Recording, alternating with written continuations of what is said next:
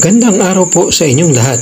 Narito po ang weather update natin ngayong Biyernes, November 29, 2024. Kung makikita po natin, wala tayong binabantayang anumang bagyo o low pressure area sa loob at sa labas ng ating Philippine Area of Responsibility. Subalit kung makikita natin ang ating PIR ay puno ng kaulapan. Yan ay dulot ng dalawang weather system natin. Ang shear line ay dulot ng dalawang hangin ng salubungan. Ang easterlies, ang mainit na hangin at ang malamig na hangin ay ang northeast monsoon. Ito po ay magdadala ng maulap na papawirin at may kalat-kalat na pag-ulan pagdating po dito po sa may eastern section ng ating Luzon. And then ito pong shear line nakikita natin, bababa rin po ang axis nito dahil po magkakaroon tayo ng surge ng northeast monsoon at malaking bahagi ng Luzon ang makakaranas po nitong northeast monsoon natin. Dahil dito sa bugso, bababa yung axis ng shear line at possible magdala rin po ito ng mga pag-ulan dito sa eastern section at southern section ng Luzon. Ang pangalawang weather system naman natin ay ang Intertropical Convergence Zone o ITCC.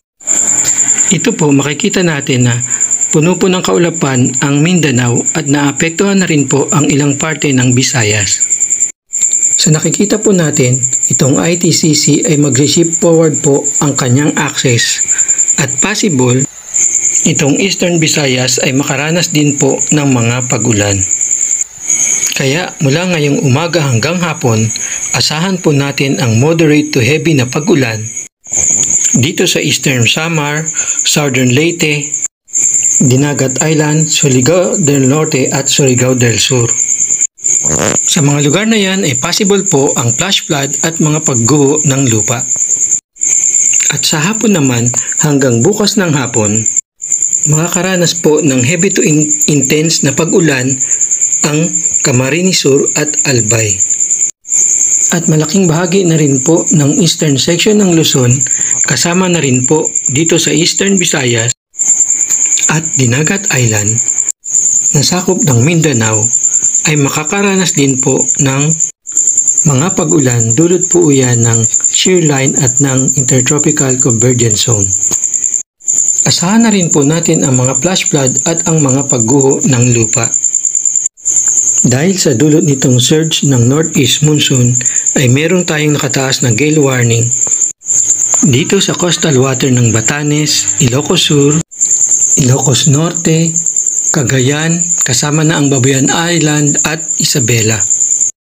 Kaya't pinapaalahanan po natin ang mga kababayan natin na delikado pong pumalaot sa mga nasabing coastal water. Sisikat ang araw sa ganap na alas 6:03 ng umaga at lulubog sa ganap na 5:24 ng hapon. Hanggang dito na lamang po at ito po ang inyong likod na nagsasabing, kumukupas ang ganda, kaya piliin mo yung taong hanggang sa pagtanda ay mahal ka. Bye-bye! Thanks for watching!